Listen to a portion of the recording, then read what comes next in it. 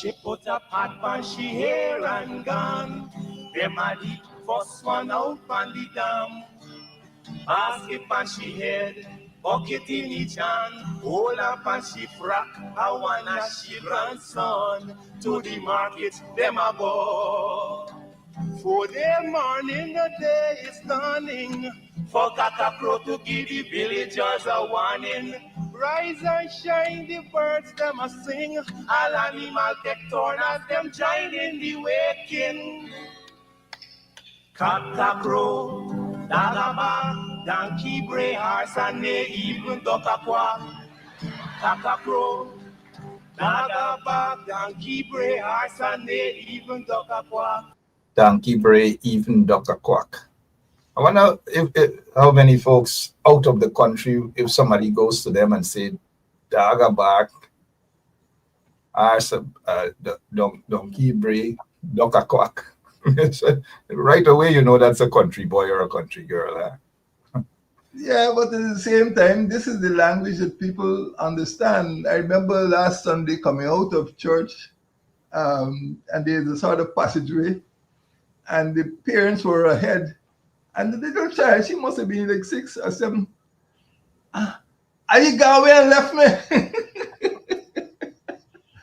I mean, she's girl, Sunday best. She's trying to catch up with her parents. Are you gone away and left me? I mean, how many foreigners would understand? Are you gone away and left me? Are you gone away and left me? I remember a worst case, coming back to Creole, in which a certain taxi driver had abandoned his younger girlfriend, and the matter went up to the court because the girl took a cricket bat and smashed his windscreen, so she got charged before the court. And she tell the court, "Me and taking left." Again, how many persons outside of Guyana would understand me and taking left? So Creolese is important. So dog a bag, duck a quack, that is an important means of communication. That is the language people speak every day. And I'm glad that Avi has used that as his theme song. If it was a foreigner now trying to understand what the woman said, me and taking left, probably may have interpreted that to be that the taxi driver just wanted to leave her. Yes. Didn't pick her up on the road, but she right. I mean, people these days don't take left. President Granger, they don't take left. Yes. Now, good night. How are you? How have you been? Well, we're looking forward. We're coming close to the end of the year, and we feel that Anansi Web Education has served an important public purpose. It's bringing information, analysis to the people, especially the grassroots people all over the country. This is not a party political program. This is a public education program for all the people of Guyana. But the majority of people are poor. The majority of people live in the villages. And this program, Anansi Web Education, is a program for the majority. And we will continue in the new year to bring issues to their attention, which affect them. Issues affect them. And this is not for big shot. This is for ordinary folk. And let us speak to the people in the language they understand. Well said. Speak to the people with the language they understand. And for those of you who just joined us, thank you so much. Good night to you, wherever you are, whether it's morning, whether it's afternoon. We welcome you to the show, Anansi Web Education. Before we begin, though, President Granger, briefly, I'm just being a little mischievous tonight. Briefly, it's something about this photograph that I like, but what was going through your mind as this picture was taken? With all of what are those things there, your achievements, some? I think my illness had struck and I thrown off a lot of weight by that time. But it was a time of addressing the public in my study at State House to assure them that the elections would be handled in a strictly legal and constitutional manner, and to assure that it was not a campaign photograph. It was really to tell the public that, whatever the outcome of the elections that was declared by the Election Commission would be adhered to, and that I had a constitutional responsibility. And that was going through my mind, that I was qualified for my job, and I was going to make sure that the Guyanese people were not fooled or misled in any respect. And that is what I was thinking about. Thank you so much for that explanation. And it came, it's the part of the Bible, Ecclesiastes says timing. Timing is a time for everything. And lots of people thought that this was the right timing, especially at the time when certain individual credentials were questioned. So this was quite timely to show yours, authentic, genuine academic credentials. All right. Thank you all so much for, just thought I'd get that in. 8, what time is it? After 8, the moment after I said what I said about this photograph, I had to look at the clock to make sure it's not 5:30 in the morning. So as we move on tonight, tonight's show, we're dealing with fires. Public interest has been aroused by the Guyana Fire Service's acknowledgement that 12,000, President Granger, 12,316 fire calls were recorded between 2017 and 2024, during which 138 persons died and 104 have been injured.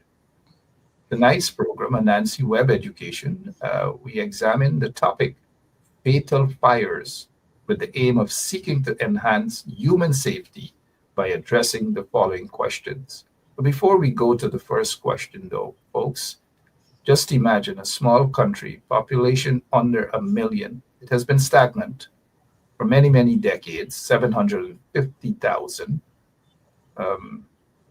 That you have 138 persons have died thus far, and 104 have been injured.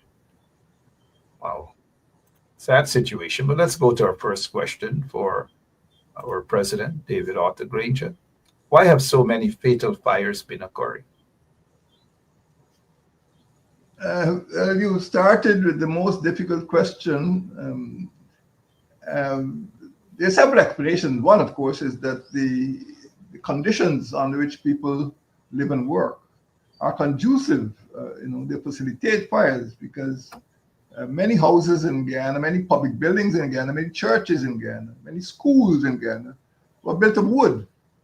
And if we do not follow proper practices in ensuring that those buildings, whether they're churches, schools, or government offices, government ministries, are properly constructed in the first place, that they have fire escapes and they have fire extinguishers, they have water, they have filter, sprinklers, and they have training that the students in those schools, that the civil servants working in those buildings, that the worshippers in churches are trained to evacuate the buildings when fires occur. They're probably fire alarms. So fires have been occurring because there has not been sufficient fire prevention education and fire prevention organization. Construction of the buildings did not take place in accordance with fire safety rules. The people want to build a restaurant, or they want to build a supermarket. The supermarkets are springing up, like mushrooms. Are those buildings constructed in accordance with proper fire prevention rules? So if this is not done at the outset, it is possible that when a fire breaks out, particularly at night, there will be fatalities. The other thing is, of course, that the fire service has calculated that maybe as much as half of the fires are set deliberately. That is to say that there might be some domestic dispute, some family dispute. Husband and wife can't get along, and they burn the house down. Sometimes children are inside the house, And when arson is the cause or the motivation, people deliberately use flammable materials which are easy to be ignited and spread quickly.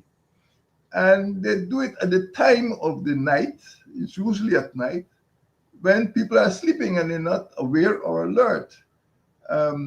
So when the fire breaks out, they're caught unawares and they're trapped in the buildings, and you see their fatalities. But I mean, you may feel there's no way of making sure that the arson won't take place, because you don't know if husband and wife quarreling and if people are so angry that they set the buildings alight. But if the buildings are constructed in the first place in a safe way, well, then, the wife and the children or whoever the intended victims are might be able to jump through the windows or escape. And then there are problems with wiring.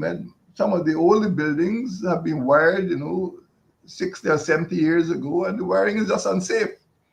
And sometimes people tamper with electrical fittings, and they make mistakes when they are rewiring the house, and they catch a fire. So there are lots of problems.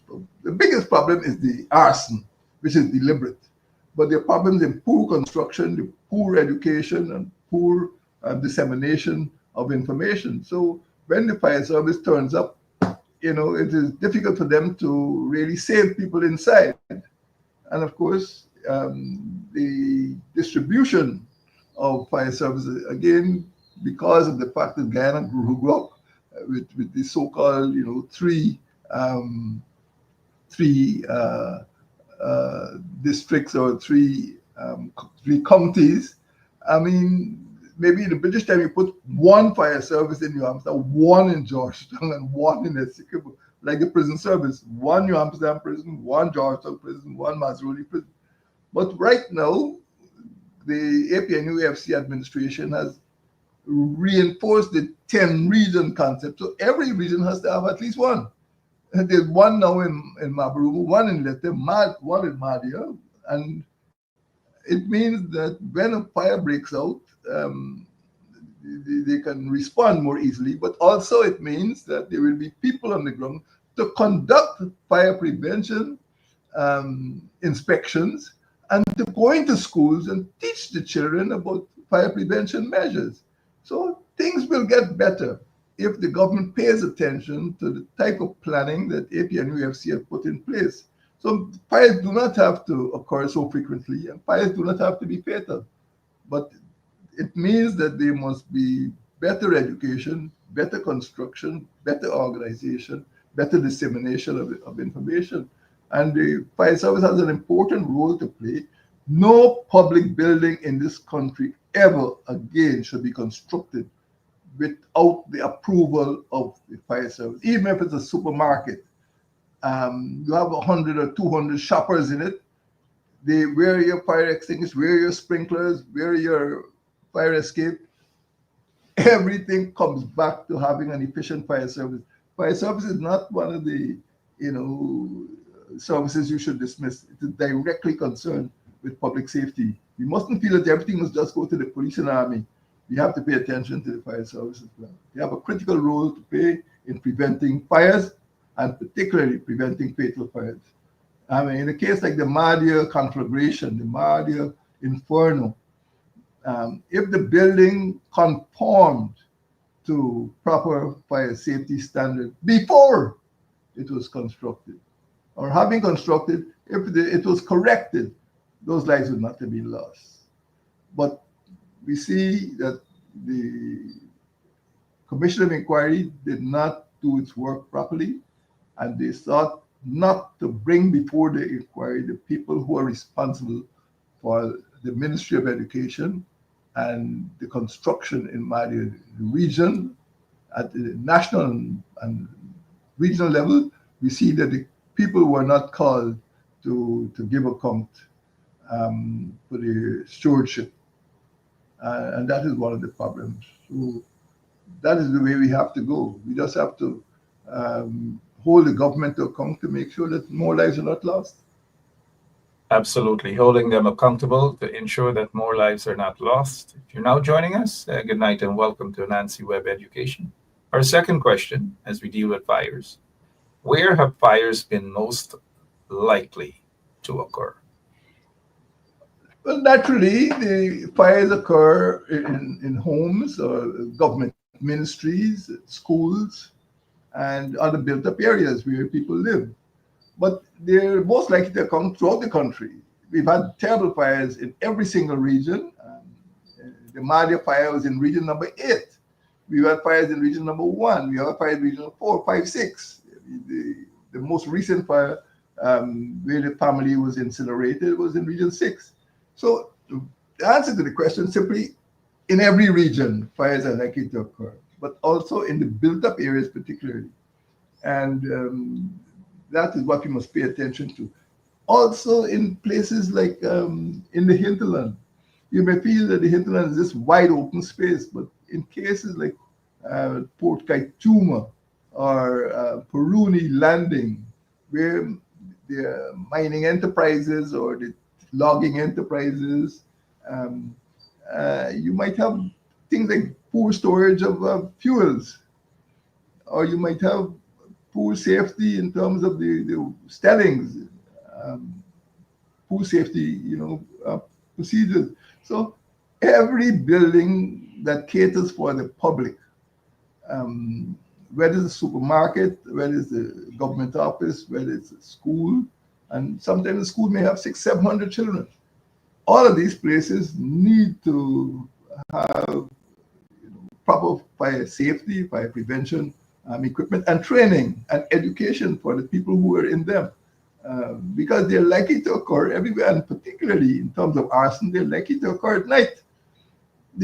So just as you can have police patrols, you can have fire service patrols, and you can have, particularly in the dry season, when people are burning grass, you must have patrols.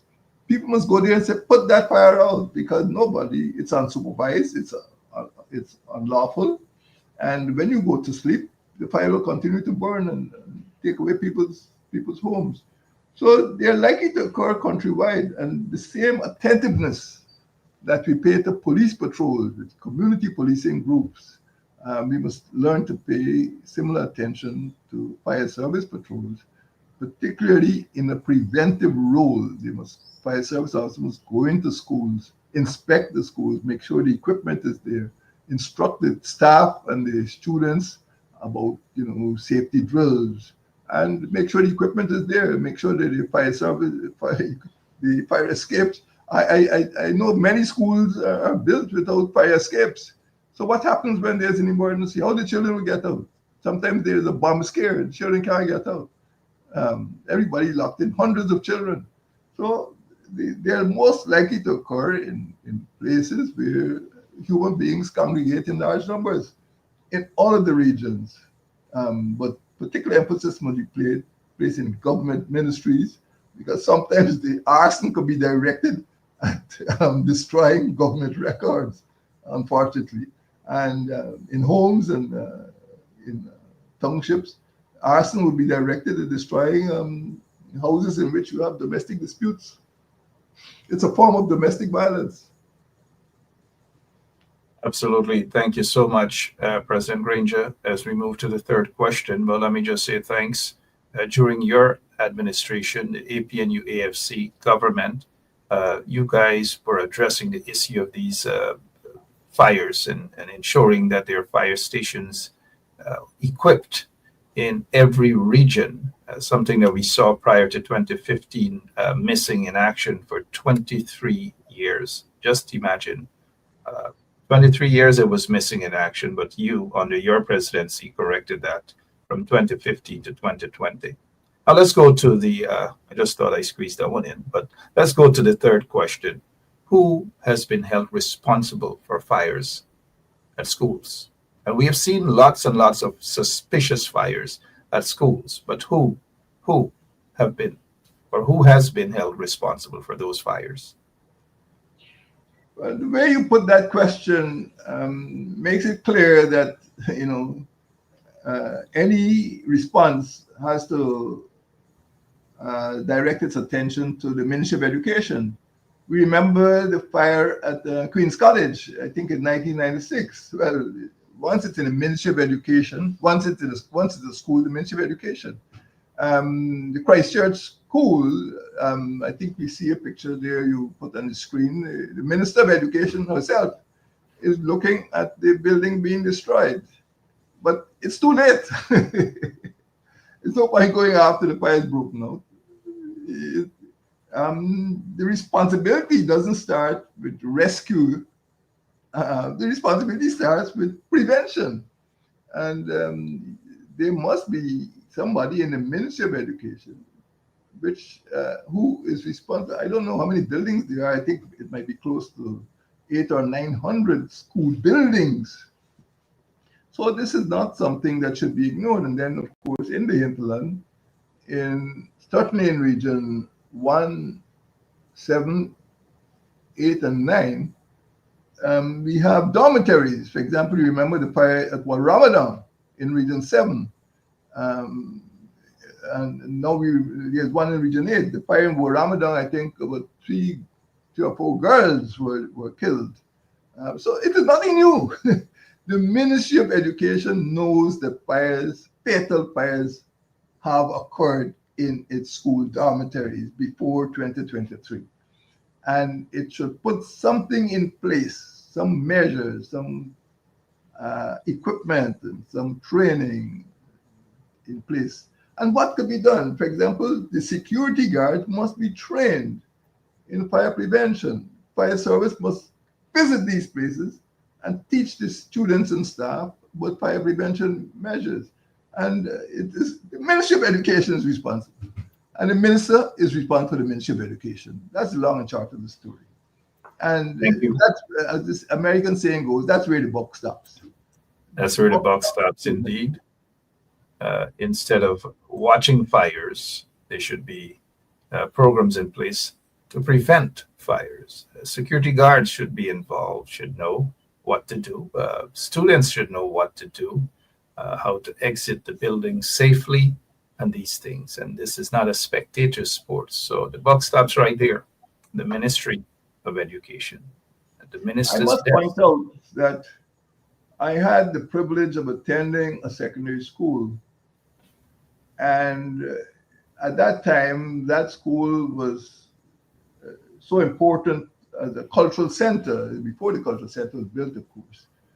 And the moment a fire broke out at that school, the fire service headquarters was notified. You just pick up a phone or an alarm went off, and the alarm sounded in the fire service headquarters. So you didn't have to wait to see what was happening. It was almost automatic. And the building was so important. Unfortunately, later on, the building was destroyed. It was a school building and it was destroyed by fire. But when it was constructed in, nearly 70 years ago, it was the best institution in the country, public institution in the country, in terms of fire safety. And you couldn't travel, 20 yards in that building without coming across a hose or a phone or some form of alarm. And every term, the students had to listen for that fire. Of course, you weren't told when the fire alarm would be sounded, but it was a drill. And the students had to make their way in an orderly fashion onto the play field. And then the headmaster or the school teacher would come and check them off to make sure everybody's accounted for. So you couldn't stay back in the classroom. But these procedures has been going on for 70 years. It's not rocket science. It's nothing modern. It's not something party political. The regulations are there, and there's a responsibility on the part of the minister to enforce those regulations. Commonsensical regulations. If you put the chief fire officer to sit down, he'll tell you. This is nothing, ancient. This is everyday common sense, fire safety. So we don't need to have, cock and bull stories. We don't need to have kangaroo commissions. We need to have commissions of inquiry, which is the persons responsible for these catastrophic fires. And I remember, what was it, maybe 28 years ago when we had that fire, that arson at the Ministry of Public Works at the time, and they were targeting the accounts department. So all the financial records disappeared. So you have to call the minister, the inquiry, and say, what did you do to prevent it? But when you put certain people in charge of inquiries, they don't call the right people. That's the problem. Absolutely. And it looks as though people are more, they're not doing the preventative measures. They're more concerned of just being spectators. And then after that is contracts, hundreds of millions of dollars of contracts and all sorts of things. Anyways, as we move on to our second to last question on tonight's topic of fires, what can be done to reduce fatalities by fires? I know this is a question that a lot can be done. You spoke about that in the first, second, and especially the third question. Prevention. Lots can be done. But we'd like to hear it from you, President Granger. What can be done to reduce fatalities by fires? Well, I would advance a 5-point plan. The first and most important thing is education. People have to know that fires can be fatal, and Guyana has a notorious reputation, not only for fires, but for fatal fires. So we have to put the focus on prevention, and I think that education is essential to sensitizing the public about fire hazard. Sometimes people may casually, have piles of garbage in the schoolyard, but sometimes the piles of garbage could catch fire, and 2 or 3 o'clock in the morning when the wind is up, the embers could blow and the school will be burnt. So education is first. There must be fire safety instructions posted on every classroom wall, and they must be disseminated, and fire drills must be rehearsed in every school, every government office, particularly. And I don't want to keep going back to Madia, but if Madia had that procedure in place, we would not have been mourning the death of 20 young girls. Secondly, maybe not necessarily in order of priority, every public building must be constructed in accordance with fire safety standards approved by the Guyana Fire Service. No public building, whether it's a school or government office, no, people are going, several stories up. Do the fire service, know what is required for putting out a building with putting fires out of a building with 6 stories. Do they have all of the equipment? And people are building without due regard for fire prevention. So construction has to be in accordance with safety standards. And if you have a landing at Puruni or Port Kaituma, buildings have to be certain distance apart. I don't know if the fire service is approved. I see some housing schemes, and you can't even plant shallot in the space between the buildings. I can't imagine that the fire service is approving those housing schemes. It's good to have housing schemes. Everybody wants to have a decent house, but it has to be a safe distance, from the next building. There must be, especially, I'm putting a lot of emphasis in schools because that's where our children, and in government offices. And there must be some organization in which, our school children are given mandatory fire drills. Civil servants are given mandatory fire drills so they know what to do. I mean, like Parliament, you see people, there's a visiting dignitary, do they have enough fire escapes? Do the people know where to go if a fire breaks out, or if there's a bomb scare, or does everybody rush for the exit? Those are important things. There must be preventive measures. And there are safety measures which are, fire is something international now. It's no secret. It's not because Guyana has a lot of wooden buildings. Uh, and above all, there must be some, just as we've been thinking about CPGs, neighborhood police, community policing, we must have an auxiliary fire service. Um, in the Defense Force, we have a reserve. It was called the Guyana People's Militia. I don't know. Sometimes um, people try to remove these voluntary organizations, but there is in the Fire Service Act a provision for an auxiliary fire service. And I'm sure there are a lot of civic minded people in every village, in every neighborhood, in every region who are prepared to be trained and to be registered as a member of the AFS so that when there's an emergency, they can be turned out. Sometimes several buildings are enveloped in fire.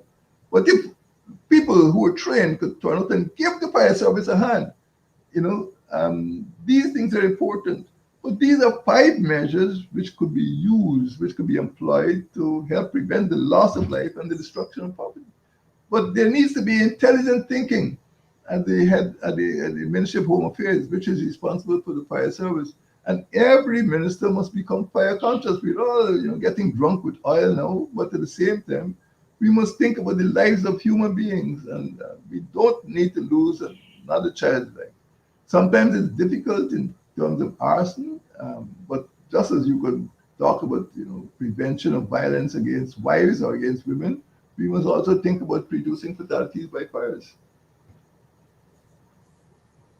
Thank you so much as we wrap up tonight's program with our final question as we deal with the issue of fires. Lots of things need to be done. President Granger just outlined the 5 points there.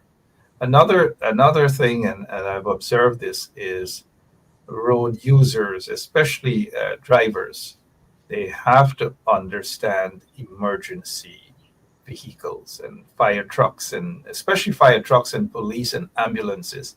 I'm not talking about those private folks, businessmen with with emergency sirens. Those are not emergency sirens from private companies and businessmen. One has to focus, though, the drivers have to focus on real emergency vehicles such as ambulances. You have to pull it aside for them to pass. Police vehicles, not policemen taking their wives or children to school, is an emergency. Uh, but drivers have to pay attention to those emergency vehicles, to sirens, and especially also fire trucks. If you hear the fire truck, it's coming your way, you're in your vehicle, you've just got to pull aside. In the United States and other places, if you do not pull your vehicle in the corner, you will be issued with a ticket, a traffic violation for that, and it's a serious penalty. In Guyana, they have to understand that as well, drivers. I'm not saying all drivers are like that, but all the drivers should be like that. Pull aside when you hear an emergency, a real emergency vehicle and sirens, police, ambulance, and fire trucks. Final question, President Granger, for tonight. How can poor people be protected from fires?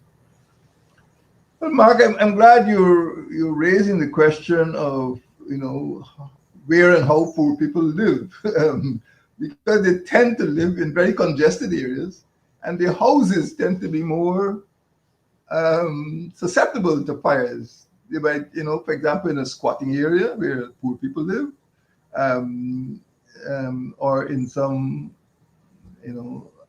what you may call an informal settlement, which means a squatter settlement. Um, and the materials could be very flimsy and they're easily maybe combustible.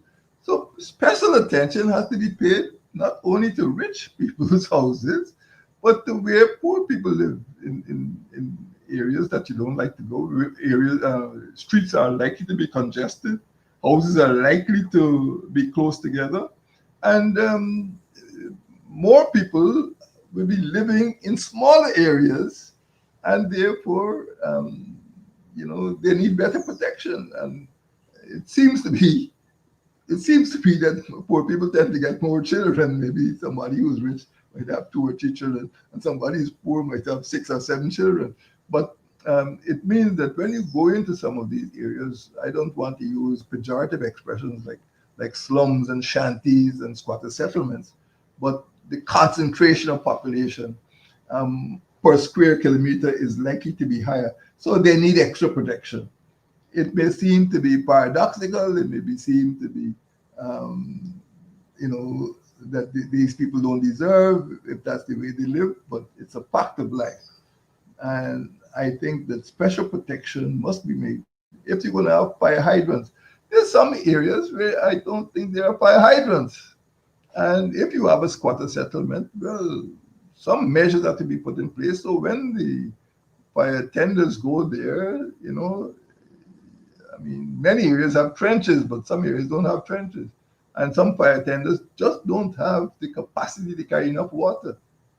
In fact, as you know, there were times in Guyana when fire tenders used to deliver drinking water to some of these poor settlements. But in this case, those tenders will be used to put fires out. So we have to pay special attention to the poor. Naturally, every government must pay attention to, removing people from those squatter settlements. Up to the time I left office, and of course we inherited a large list of squatter settlements. There are 180. There are 180 informal settlements throughout this country. And I just hope that in years to come, we would cut down the number of people living in informal settlements and give them better protection from fires. Well said, President Granger. As we dealt fires, fatal fires hurt rural families, lots and lots of these fires. Just a couple of days ago, a mother and her 3 children, I believe, they perished. That fire up a quarantine, then the school dorm. This was another horrific incident, should never have happened. Prevention, as you spoke about, President Granger, prevention. We need to see more of this in schools and government buildings and so forth. Police, just like the police, see they're going into communities, kicking footballs, playing cricket. We need to see our firemen and women out in communities as well, doing the same thing, playing cricket, playing football, yes, interacting with members of the community, the villages, but also talking to them about fire prevention. We should see more of these things. We should see firemen and women visiting the schools often. Not just fire safety week. Every single week should be fire safety week. Instead of having individuals, private businesses and quote unquote businessmen going to visit schools and give them out $5,000, $3,000. We don't need that. Let our kids be kids. Let schools be schools. And so our firemen and women should be in those schools to talk about fire safety. Every month and every day, this should be spoken at assemblies and so forth. All of these things. Don't wait until something happens. There's a fire, and then you gone and you stand up there and are watching. Reminds me of when we didn't have TV under quarantine, and we just stand up watching your neighbor TV on the road. Now is not time for that. It's not a spectator sports, and this current regime is not doing, as they didn't do anything for 23 years. But thank God the coalition under your presidency did enough in that short space of time for fires and lots of other stuff. Thank you for all of that. But as we close off tonight's program, well, we're done. Fires. We thank you so much, President Granger, for always spending this time with us every program, Anansi Web Education. And we wish you all the best until again next week, same place, same time. Thank you very much for the opportunity to speak to your listeners and your viewers. This is called Anansi Web Education, and it is just that. It's meant to be educative. It is not fighting any political party. It is educating the people about their rights and their privileges. And we want to make sure that every Guyanese, adult or child, particularly children, can enjoy a good life. We all deserve to have a good life. Thank you and good night. Thank you so much indeed. We're not fighting. We're just speaking the truth, and the people know the truth. It says, speak the truth, and this truth shall set you free, right? And that's what we're doing here. Thank you so much. I hope your kitchen garden is going well, and give our regards to the beautiful First Lady, Sandra Marie Granger. 2025 is around the corner. You did say the program will continue to deal with issues affecting ordinary Guyanese and so forth. Looking forward for that and much more. 2025. Thank you so much, David Arthur Good Granger. night. Appreciate it. And to all of our listeners, thank you for tuning in right here on 107.1 FM. God bless you all. Have a great rest of the night, the day, the morning, wherever you are. Until next week. Tata. Come and hear this sweet story that tell the people about life in the country. All day I back down, me now I come home. Inaga jackass yard to fetch the load. Cockle shy and bag over shoulder, running by his side, a Rexy and Rover. From the farm, them a come. Son